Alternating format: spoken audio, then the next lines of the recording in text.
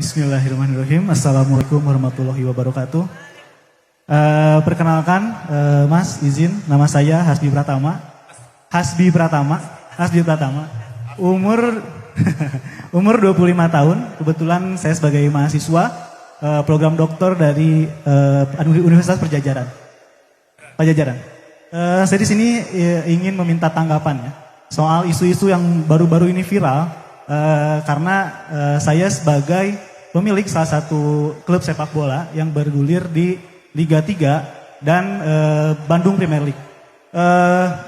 Saya minta tanggapannya dari Mas Ketum, bagaimana tanggapannya tentang Indonesia yang baru-baru ini ada kepala daerah yang menolak hadirnya timnas Israel pada gelaran Piala Dunia U20 Indonesia, sehingga tuan rumah Indonesia telah dibatalkan oleh FIFA dan kemungkinan akan semakin dikucilkan oleh negara-negara lain karena hal tersebut.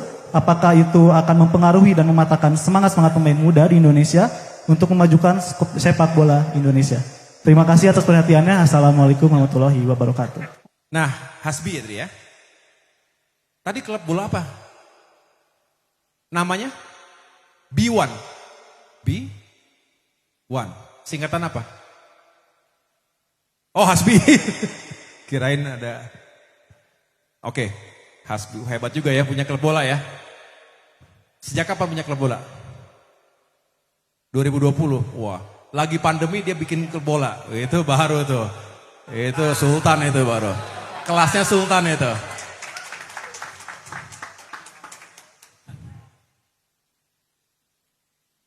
Ya. Mari kita sama-sama menyimak isu ini. Ini isu yang lagi viral, betul ya? Saya pengen tanya sebelumnya, apakah di antara kita kecewa, juga marah, akhirnya Indonesia dicoret oleh FIFA dan tidak boleh lagi menjadi tuan rumah Piala Dunia U20. Saya ulangi pertanyaannya, kecewa atau tidak? Sangat kecewa. Kenapa? Sebelum saya jawab, saya pengen tahu kenapa kecewanya.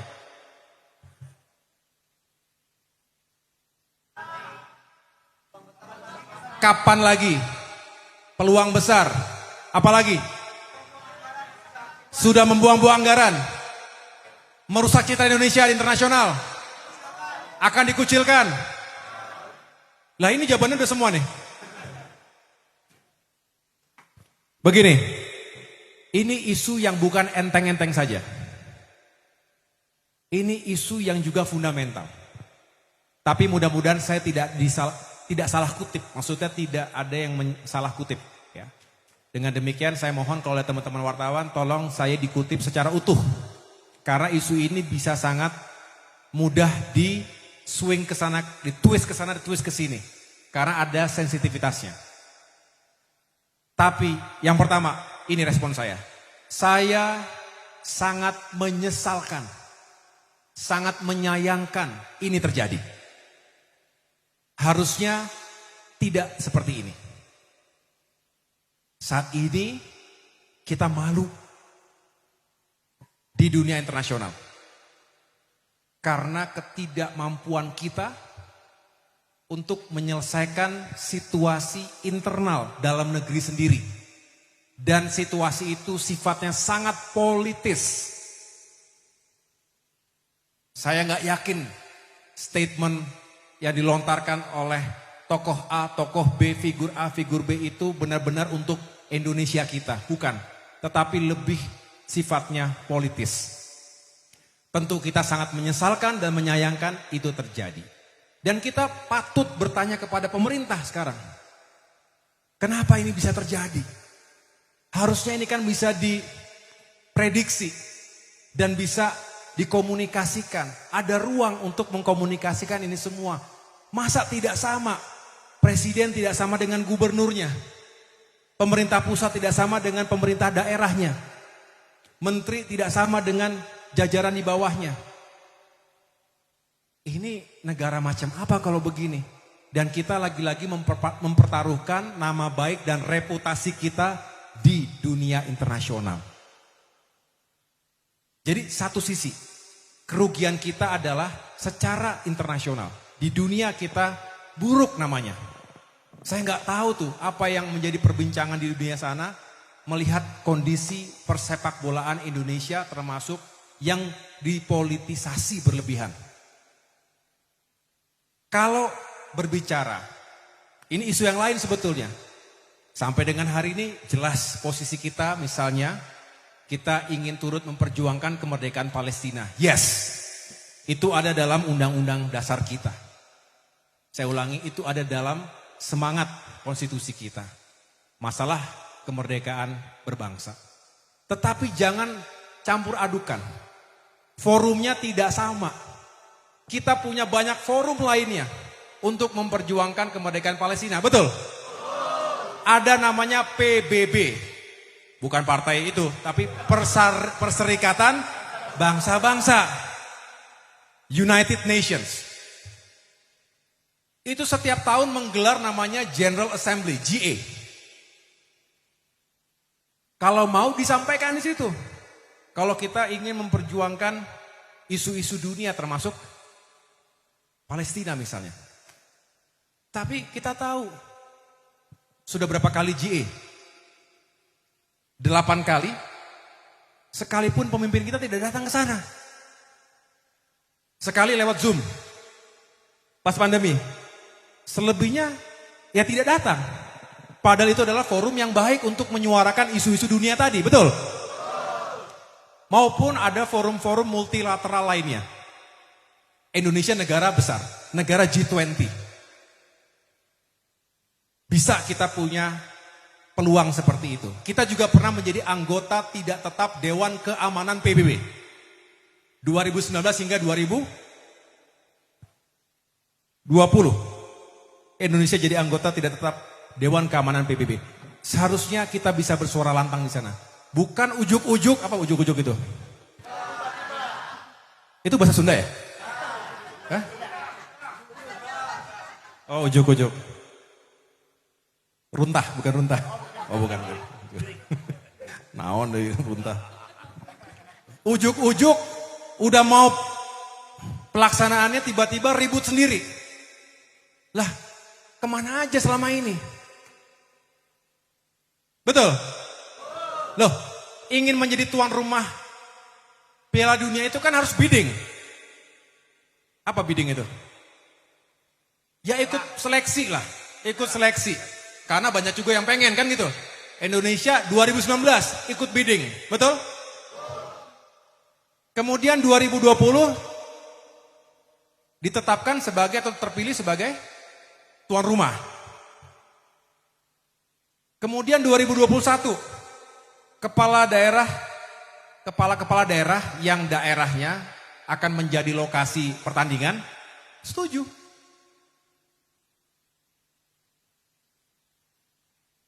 Nah, Juli 2022 ternyata Israel lolos kualifikasi. Tapi artinya ini semua kan bisa diprediksi. Kalaupun ada pertentangan di sana sini, ya.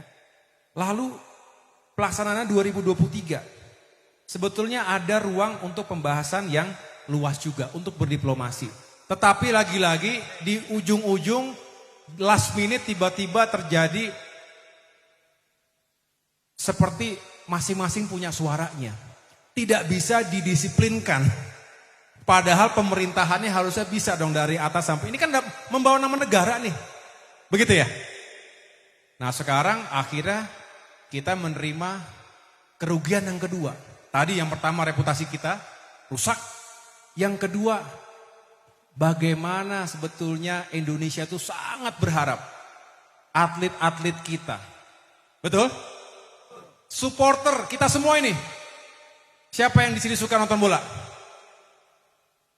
Di dunia ternyata berdasarkan survei jumlah penggemar bola di dunia paling besar itu orang Indonesia. Nah, betapa saya akhirnya bisa memahami, kita semua bisa memahami betapa kecewa dan marahnya masyarakat kita, terutama banyak generasi muda di situ. Betul ya? Karena akhirnya Indonesia tidak bisa menjadi tuan rumah sekaligus tidak bisa menjadi peserta. Kapan lagi itu bisa terjadi? Bisa terjadi lagi nggak kita? Ya bisa sih, tapi ya ini di depan mata ini. Ini barang tinggal udah depan mata barang ini. Betul ya? Apa boleh buat? Nasi sudah menjadi? Kalau bubur di Cisangkuy enak bubur. Bubur begini nggak enak. Ya, jadi menurut saya rugi lagi kita yang kedua ini. Rugi telah mempersiapkan dan betapa kecewanya atlet-atlet kita. Jangankan atletnya, keluarganya, kita semua sebagai supporter dan sebagai penggemar sepak bola nasional juga pasti tidak terima begitu saja. Ya. Ada lagi rugi ketiga, tahu ruginya apa? Lah, ini kan semua udah diperbaiki nih, udah disiapkan. Itu uang siapa? Uang negara, uang siapa itu? Uang rakyat, dari mana? Yang bayar siapa? Tadi pajak buat apa? Rubicon.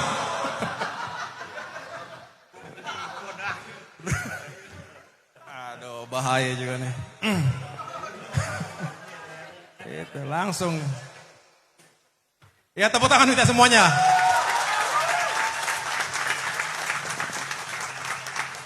Jadi rugi lagi kita. Udah berapa stadion Indonesia yang diperbaiki, dipersolek supaya pantas dan siap menjadi tuan rumah tadi. Ya bukannya sia-sia, tapi ya itu kan dipersiapkan untuk perhelatan akbar dunia. Itu rugi ketiga. Rugi keempat, ada lagi rugi keempat. Potensi benefit atau keuntungan ekonomi yang dihasilkan jika itu bisa dilakukan di Indonesia. Betul? Termasuk pariwisata, termasuk UMKM. Apa tuh? Tadi tuh termasuk tuh, cireng. Bahasa waci, sorry. Ini ada yang mau ngasih juga nih. Oh, udah nunggu sini. Ini buat Piala Dunia. Makasih ya. Siapa namanya? Aris. Oke. Foto dulu.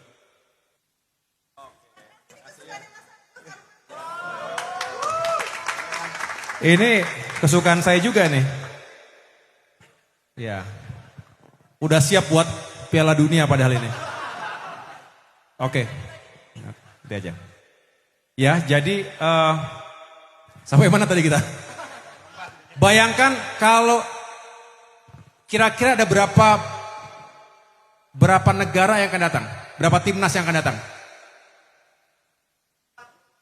24. Berarti 24 negara. Itu yang ikut jadi pemain kan? Belum lagi negara lain di dunia yang ikut meramaikan, ikut nonton. Jadi itu transportasi, itu hotel, akomodasi, restoran, UMKM semua.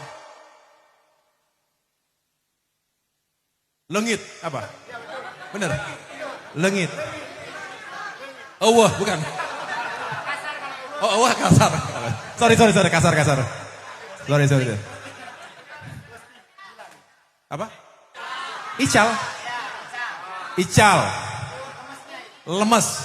Lemesin aja. Ical. Bukan runtah. Nih yang ngajarin runtah dia terus nih. Runtah terus. Bayangin, berapa kerugiannya? Memang belum terjadi, tapi kerugian yang potensi akan masuk itu kan juga kerugian buat kita. Itu lapangan pekerjaan, itu penghasilan, itu devisa, itu macam-macam semuanya akan masuk ke kas negara juga. Ya jadi banyak sekali kerugiannya. Tetapi lagi-lagi tolong kita jangan disalahartikan kemudian dikait-kaitkan dengan urusan yang satunya lagi. Saya katakan itu tetap kita perjuangkan, tetapi yang jelas akibat dibatalkannya ini seperti kita akan diisolasi oleh dunia, disanksi oleh dunia. Betul ya? Jadi gimana anak-anak muda? Ke depan gimana kita? Perlu perubahan gak? Perlu perbaikan gak? Supaya apa tadi? Ya Indonesia lebih baik lagi termasuk sepak bolanya. Jadi jangan dijadikan PSSI untuk politik. Betul? Kalau PSSI dijadikan alat politik, nggak akan bener olahraga kita, nggak akan bener sepak bola kita. Betul. Ya nggak hanya sepak bola, semua olahraga. Padahal kita, ada yang tahu nggak? Sekarang pertanyaan saya gini. Tahu Ronaldo? Dari negara mana?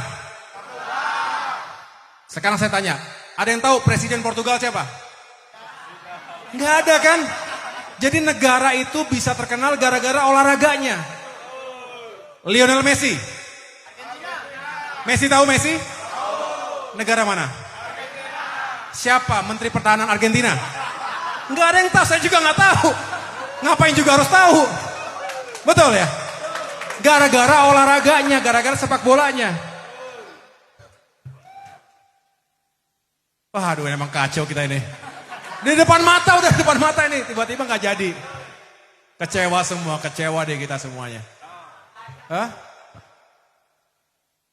Jadi ini ketidakmampuan pemerintah kita meyakinkan agar kita ini benar-benar siap dan menjadi tuan rumah. Akhirnya diungkit lagi Kanjuruhan gimana.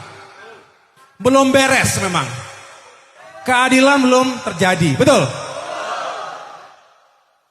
Jadi banyak sekali masalahnya, jadi saya berharap kita semua bermohonlah kepada mereka yang mengurusi itu semua, pemerintah kita, pemimpin kita. Ya benar-benar menata ini dengan baik, pakai hati, juga pakai pikiran. Jangan pakai agenda politik. Jangan pakai tujuan untuk meningkatkan elektabilitas. Betul? Kalau hanya itu yang dilakukan, nggak akan beres. Makin mundur, makin rusak. Ya, jadi teman-teman, saya nggak ingin menutup dengan rasa kesal di sini. Mari kita anak muda optimis lagi, balik lagi ya. Memang kalau kecewa itu nggak bisa sehari dua hari pupus ya, apalagi punya klub bola gitu kan. Tapi mudah-mudahan ke depan ada harapan baru, pemimpin baru, dan perubahan perbaikan yang kita usung bersama. Itu saja, terima kasih atas perhatiannya. Luar biasa Bandung Barat. Semoga sukses dan salam untuk semuanya. Terima kasih. Biasa. Wassalamualaikum warahmatullahi wabarakatuh. Waalaikumsalam warahmatullahi Hidup wabarakatuh. AHY!